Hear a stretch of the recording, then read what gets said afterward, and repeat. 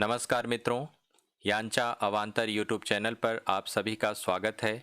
अगर आप हमारे इस चैनल पर नए हैं तो इस चैनल को सब्सक्राइब करें, लाइक करें, शेयर करें और बेल आइकन को दबाएं।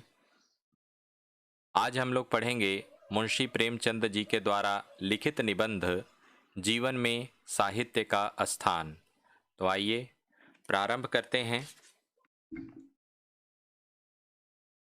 साहित्य का आधार जीवन है, इसी नींव पर साहित्य की दीवार खड़ी होती है। उसकी अटारियां, मीनार और गुंबद बनते हैं, लेकिन बुनियाद मिट्टी के नीचे दबी पड़ी है। उसे देखने को भी जी नहीं चाहेगा। जीवन परमात्मा की सृष्टि है, इसलिए अनंत है, अबोध है, अगम्य है। साहित्य मनुष्य की सृष्टि है, इसलिए सुबोध है, सुगम है और मर्यादाओं से परिमित है। जीवन परमात्मा को अपने कामों का जवाबदेह है या नहीं हमें मालूम नहीं, लेकिन साहित्य तो मनुष्य के सामने जवाबदेह है। इसके लिए कानून हैं जिनसे वह इधर उधर नहीं हो सकता। जीवन का उद्देश्य ही आनंद है। मनुष्य जीवन पर्यंत आनंद ही की खोज में पड़ा रहता है। किसी को वह रत्न द्रव्य में मिलता है, किसी को भरे पूरे परिवार में, किसी को लंबे चौड़े भवन में और किसी को ऐश्वर्य में। लेकिन साहित्य का आनंद इस आनंद से ऊंचा है, इससे पवित्र है। उसका आधार सुंदर और सत्य है। वास्तव में सच्चा आनंद सुंदर और सत्य से मिलता है। उसी आनंद को दर्शाना, वह आनंद उत्पन्न करना साहित्य का उद्देश्य है। ऐश्वर्य या भोग के आनंद में ग्लानि छिपी होती है। उससे अरुचि भी हो सकती है, पश्चाताप भी हो सकता है, पर सुंदर से जो आनंद प्राप्त होता है वह अखंड है, अमर है। साहित्य के 9 रस कहे गए हैं। प्रश्न होगा, विभत्स में भी कोई आनंद है? अगर ऐसा न होगा तो वह रसों में गिना ही क्यों जाता? हाँ है, विभत्स में सुंदर और सत्य मौजूद है। भारतेंदु ने शमशान का जो वर्णन किया है वह कितना विभत्स है।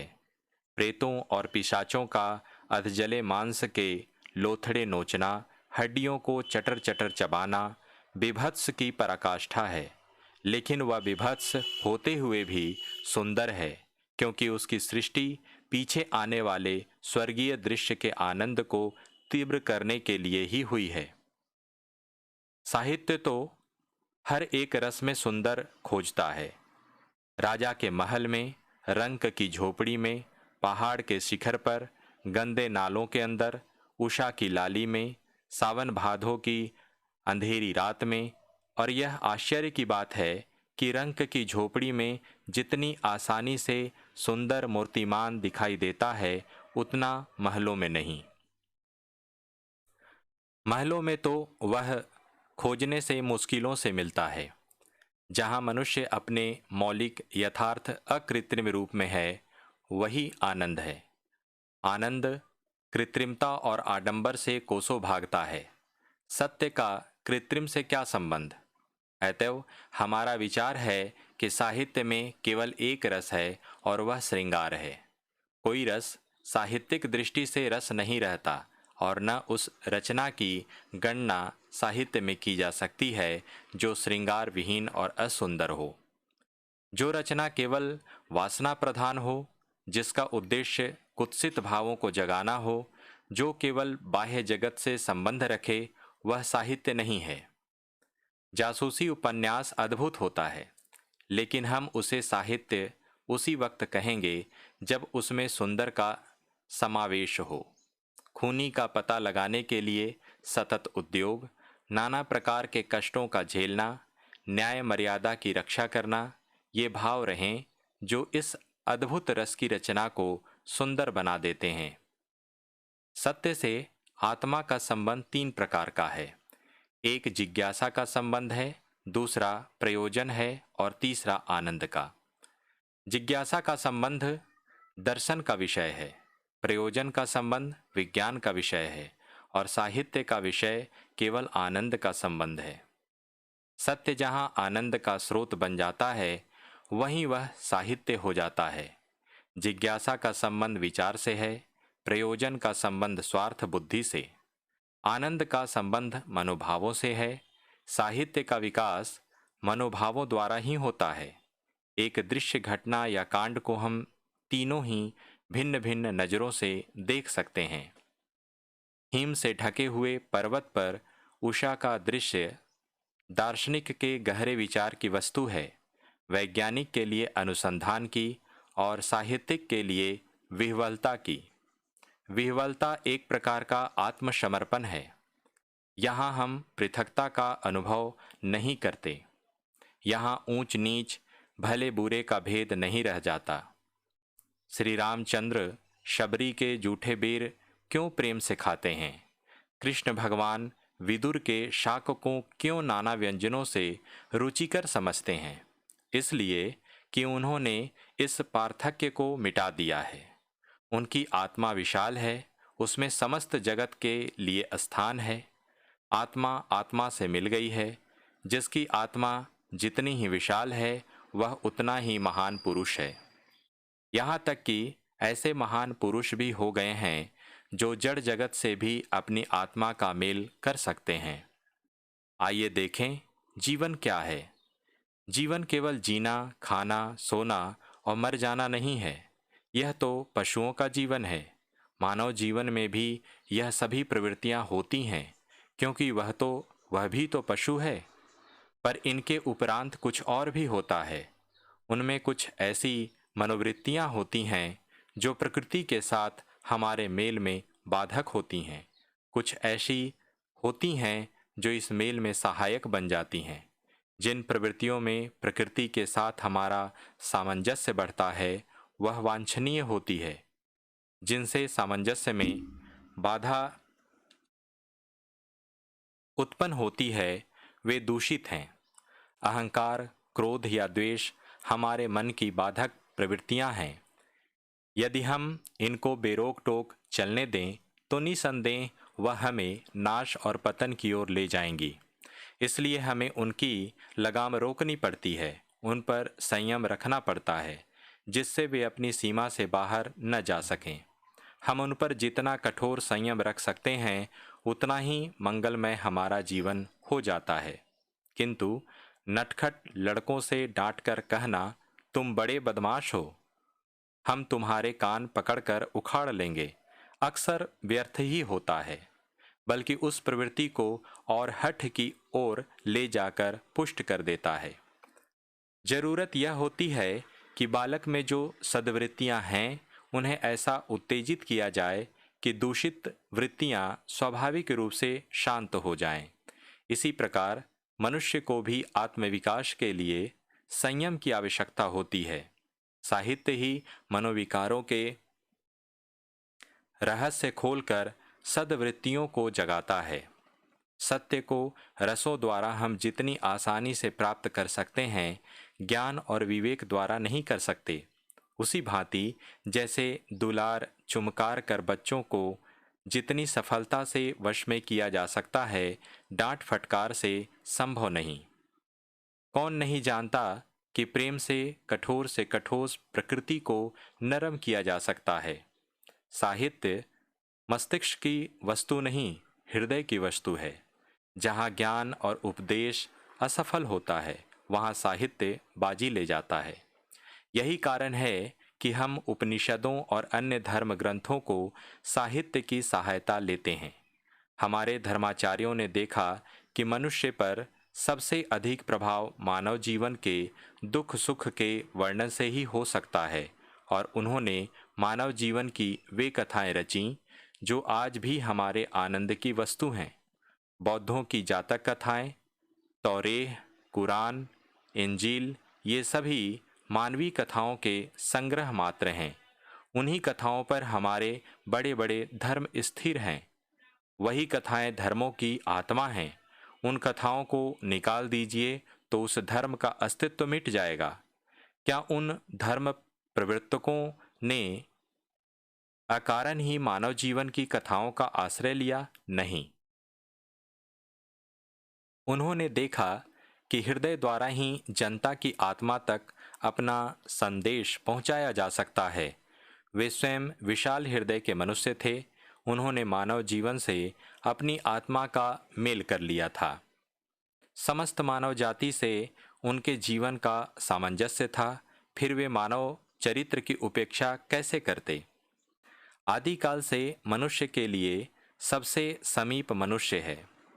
हम जिनके सुख दुख, हंसने रोने का मर्म समझ सकते हैं, उसी से हमारी आत्मा का अधिक मेल होता है। विद्यार्थी को विद्यार्थी जीवन से, कृषक को कृषक जीवन से जितनी रुचि है, उतनी अन्य जातियों से नहीं। लेकिन साहित्य जगत में प्रवेश पाते ही यह भेद, यह पार्थक्य मिट जाता है। हमारी मानवता जैसे विशाल और विराट होकर समस्त मानव जाति पर अधिकार पा जाती है। मानव जाति ही नहीं, चर और अचर, जड़ और चेतन सभी उसके अधिकार में आ जाते हैं। उसे मानव विश्व की आत्मा पर साम्राज्य प्राप्त हो जाता है। श्री रामचंद्र राजा थे, पर आज रंक भी उनके दुख से उतना ही प्रभावित होता है जितना कोई राजा हो सकता है। साहित्य वह जादू की लकड़ी है जो पशुओं में, ईंट पत्थरों में, पेड़ पौधों में विश्व की आत्मा का दर्शन करा देती है। मानव हृदय का जगत इस प्रत्यक्ष जगत जैसा नहीं है। हम मनुष्य होने के कारण मानव जगत के प्राणियों में अपने को अधिक पाते हैं। उनके सुख दुख, हर्ष और विषाद से ज्यादा विचलित होते हैं। हम अपने निकटतम बंधु बांधवों से अपने को इतना निकट नहीं पाते, इसलिए कि हम उनके एक एक विचार, एक एक उद्गार को जानते हैं। उनका मन हमारी नज़रों के सामने आईने की तरह खुला हुआ है। जीवन में ऐसे प्राणी हमें कहाँ मिलते हैं जिनके अंतःकरण में हम इतनी स्वाधीनता से विचर सकें।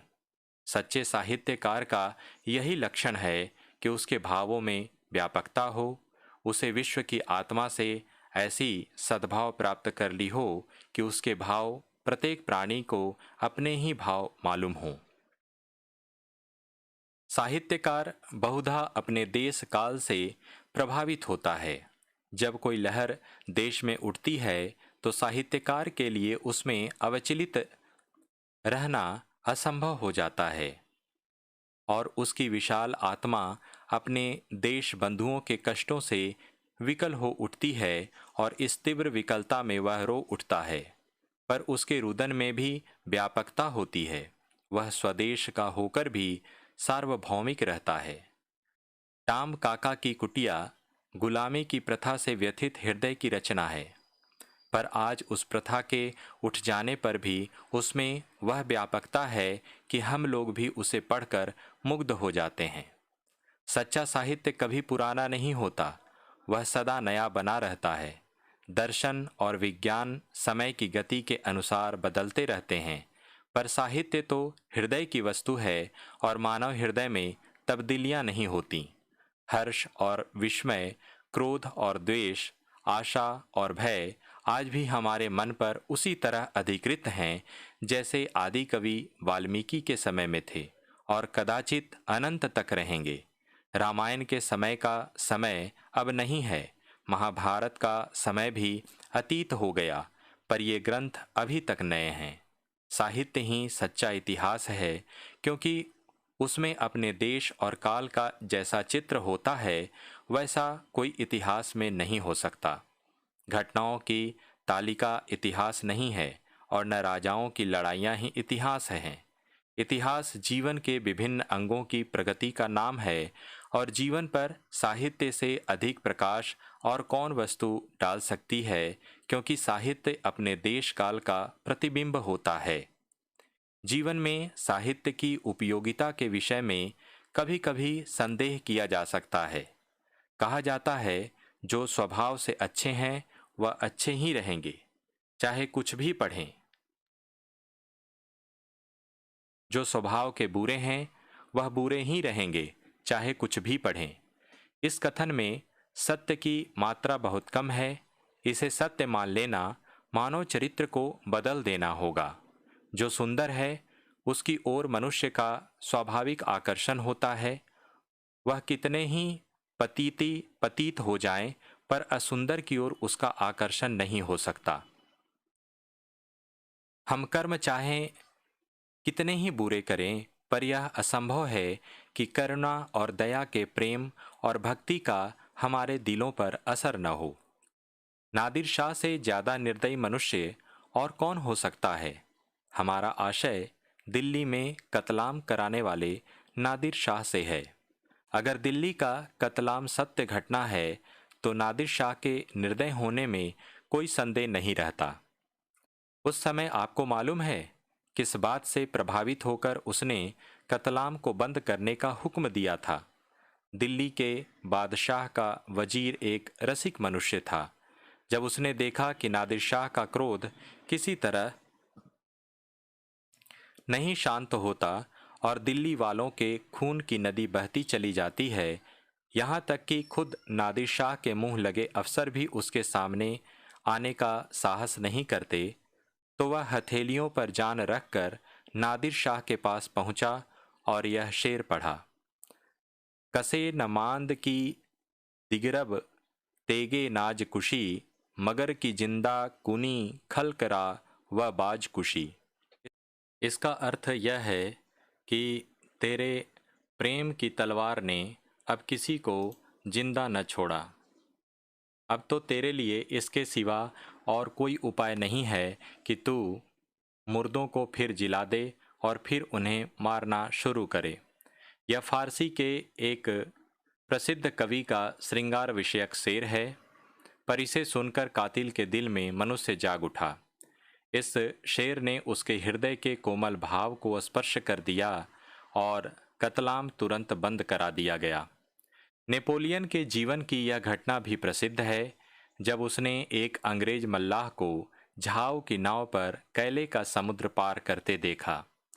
जब फ्रांसीसी अपराधी मल्लाह को पकड़कर नेपोलियन के सामने लाए और उससे पूछा, तू इस भंगुर नौका पर क्यों समुद्र पार कर रहा था? तो अपराधी ने कहा, इसलिए कि मेरी वृद्धा माता घर पर अकेली है, मैं उसे एक बार देखना चाहता था। नेपोलियन की आंखों में आंसू छलछला आए, मनुष्य का कोमल भाग स्पंदित हो उठा। उसने उस सैनिक को फ्रांसीसी नौका पर इंग्लैंड भेज दिया। मनुष्य स्वभाव से देवतुल्य है। जमाने के छल प्रपंच और परिस्थितियों के वशीभूत होकर वह अपना देवत्व खो बैठता है।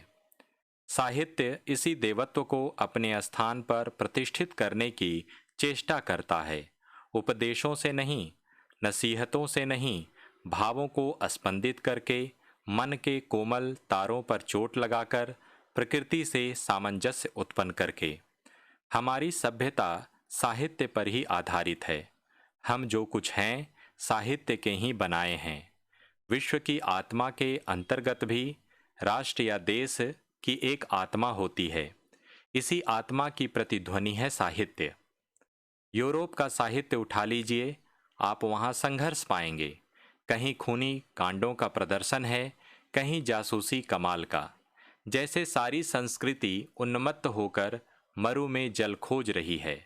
उस साहित्य का परिणाम यही है कि व्यक्तिक स्वार्थपरायणता दिन दिन बढ़ती जाती है। अर्थलोलुपता की कहीं सीमा नहीं, नित्य दंगे, नित्य लड़ाइयाँ। प्रत्येक वस्तु स्वार्थ के कांटे पर तौली जा रही है।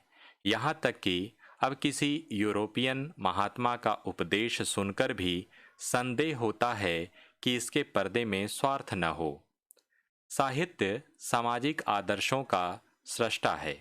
जब आदर्श ही भ्रष्ट हो गया तो समाज के पतन में बहुत दिन नहीं लगते। नई सभ्यता का जीवन 150 साल से अधिक नहीं, पर अभी से संसार उससे तंग आ गया है। इसके बदले में उसे कोई ऐसी वस्तु नहीं मिल रही है जिसे वहाँ स्थापित कर सके। उसकी दशा उस मनुष्य की सी है जो यह तो समझ रहा है कि वह जिस रास्ते पर जा रहा है वह ठीक रास्ता नहीं है, पर वह इतनी दूर जा चुका है कि अब लौटने की उसमें सामर्थ्य नहीं है। वह आगे ही जाएगा, चाहे उधर कोई समुद्र ही क्यों न लहरें मार रहा हो। उसमें नैराश्य का हिंसक बल है, आशा की उदार शक्ति नहीं। भारतीय साहित्य का आदर्श उसका त्याग और उत्कर्ष है। यूरोप का कोई व्यक्ति लखपति होकर, जायदाद खरीदकर, कंपनियों में हिस्से लेकर और ऊंची सोसाइटी में मिलकर अपने को कृतकार्य समझता है। भारत अपने को उस समय कृतकार्य समझता है जब वह इस माया बंधन से मुक्त हो जाता है, जब उसमें भोग और अधिकार का मोह नहीं रहता। किसी राष्ट्र की सबसे मूल्यवान संपत्ति उसके साहित्यिक आदर्श होते हैं। व्यास और वाल्मीकि ने जिन आदर्शों की सृष्टि की, वह आज भी भारत का सिर ऊंचा किए हुए हैं। राम अगर वाल्मीकि के सांचे में न ढलते तो राम न रहते। सीता भी उसी सांचे में ढलकर सीता हुईं।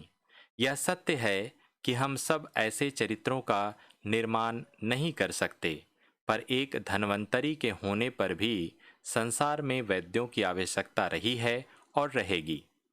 ऐसा महान दायित्व जिस वस्तु पर है, उसके निर्माताओं का पद कुछ कम जिम्मेदारी का नहीं है। कलम हाथ में लेते ही हमारे सिर बड़ी भारी जिम्मेदारी आ जाती है। साधारणतः युवावस्था में हमारी निगाह पहले विध्वंस करने की ओर उठ जाती है।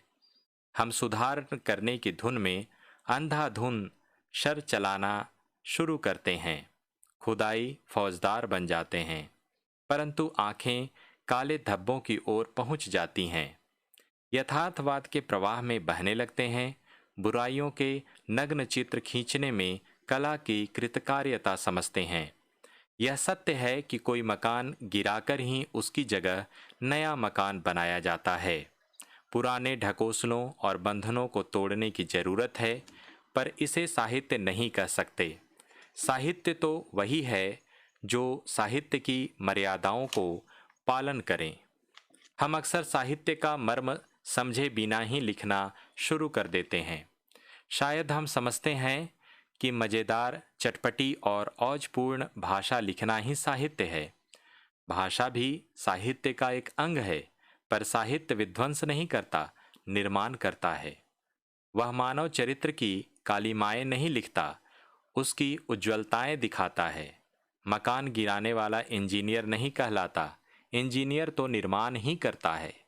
हम में जो युवक साहित्य को अपने जीवन का ध्येय बनाना चाहते हैं, उन्हें बहुत आत्मसंयम की आवश्यकता है, क्योंकि वह अपने को एक महान पद के लिए तैयार कर रहा है, जो अदालतों में बहस करने या कुर्सी पर बैठकर मुकदमे का फैसला करने से कहीं ऊंचा है। उसके लिए केवल डिग्रियां और ऊंची शिक्षा काफ़ी नहीं, चित्त की साधना, संयम, सौंदर्य, तत्व का ज्ञान, इसकी कहीं ज़्यादा जरूरत है। साहित्यकार को आदर्शवादी होना चाहिए। भावों का परिमार्जन भी उतना ही वांछनीय है। जब तक हमारे साहित्य सेवी इस आदर्श तक न पहुँचेंगे, तब तक हमारे साहित्य से मंगल की आशा नहीं की जा सकती। अमर साहित्य के निर्माता विलासी प्रवृत्ति के मनुष्य नहीं थे। वाल्मीकि और व्यास दोनों तपस्वी थे। सूर और तुलसी भी विलासिता के उपासक न थे। कबीर भी तपस्वी थे। हमारा साहित्य अगर आज उन्नति नहीं करता, तो इसका कारण यह है कि हमने साहित्य रचना के लिए कोई तैयारी नहीं की। दो चार नुस्खे याद करके हकीम बन बैठे। साहित्य का उत्थान राष्ट्र का उत्थान है, और हमारी ईश्वर से यही याचना है कि हम में सच्चे साहित्य सेवी उत्पन्न हों, सच्चे तपस्वी, सच्चे आत्मज्ञानी।